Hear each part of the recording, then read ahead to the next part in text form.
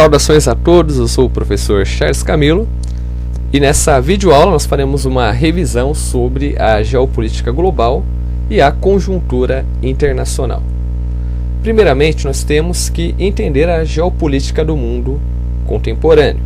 Nesse sentido, nós podemos definir que a geopolítica do mundo atual, ela configura-se principalmente no papel que os Estados Unidos desempenha no mundo hoje.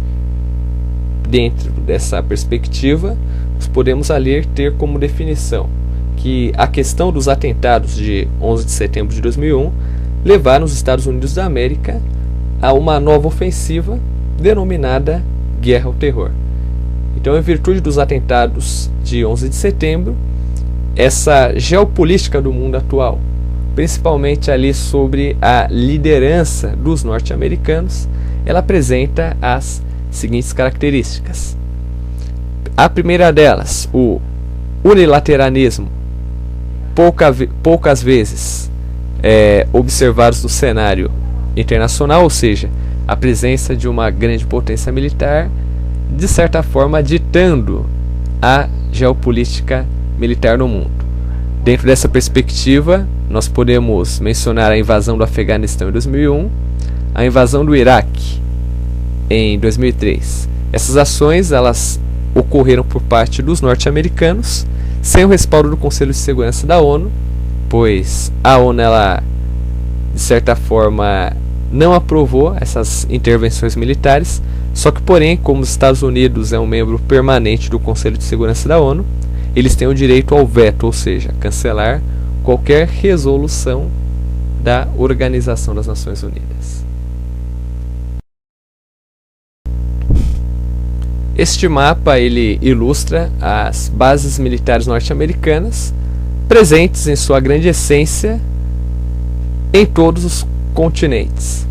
Então, conforme nós podemos observar, este mapa ele trabalha com a seguinte escala.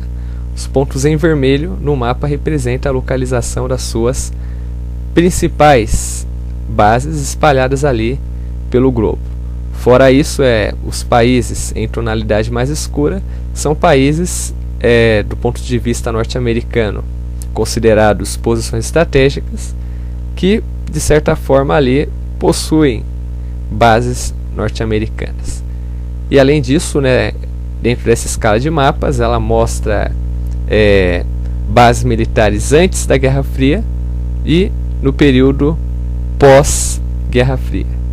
E os Estados Unidos, de certa forma, ele representa a potência número 1 no que diz respeito ao poderio militar, pois os Estados Unidos da América é o único país do mundo que possui forças militares espalhadas por todo o globo terrestre, conforme nós podemos observar neste mapa. Ok, senhores? Ordens mundiais ou ordem mundial. A ordem mundial ela é uma situação sempre provisória de equilíbrio de poder em termos internacionais no nível das relações econômicas, diplomáticas e militares entre os países do mundo. Dentre as suas principais características, as ordens mundiais elas são classificadas em ordem monopolar, como exemplo o Reino Unido, que em virtude da Revolução Industrial foi a principal potência do mundo entre os séculos 18 e 19, bipolar, no contexto da Guerra Fria no século 20 entre Estados Unidos e União Soviética, multipolar, caracterizada pela ação dos blocos econômicos, fim da Guerra Fria, final do século 20. E, no caso, nos dias atuais, a ordem mundial configura-se de forma unimultipolar, ou seja, une no que diz respeito a uma única potência que domina o mundo com seu poderio militar. Esta potência é os Estados Unidos da América, e multipolar por causa do poderio econômico, de certa forma, dominado pelos principais blocos econômicos. Então, dentre eles, nós podemos mencionar NAFTA, Mercosul, APEC, ASEAN, União Africana, dentre outros que, de certa forma, fragmentou ali o poderio econômico. Conforme nós podemos observar no mapa, o mapa ele ilustra o mundo durante o período da Guerra Fria.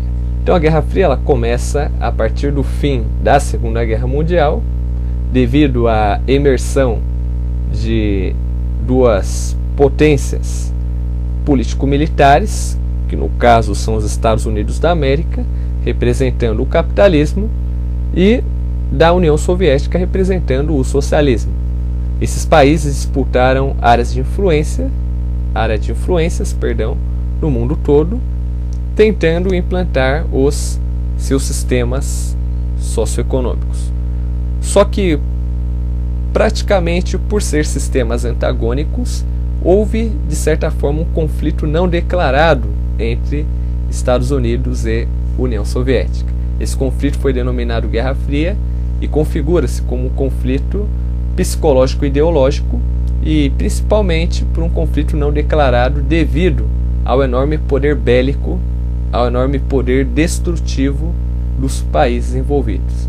Então, de certa forma, esses países que foram ali os protagonistas da Guerra Fria, Estados Unidos e União Soviética, eles agiram, de certa forma, financiando guerras, guerrilhas e revoluções em diversas regiões do mundo, a fim de expandirem suas áreas de influência. Então, conforme nós podemos observar nesse mapa, nós temos a configuração do mundo capitalista, do mundo socialista, tal como seus principais polos e áreas de influências. Com o fim da Guerra Fria, houve o fortalecimento das organizações internacionais. A principal das organizações internacionais do mundo moderno é a Organização das Nações Unidas, a ONU.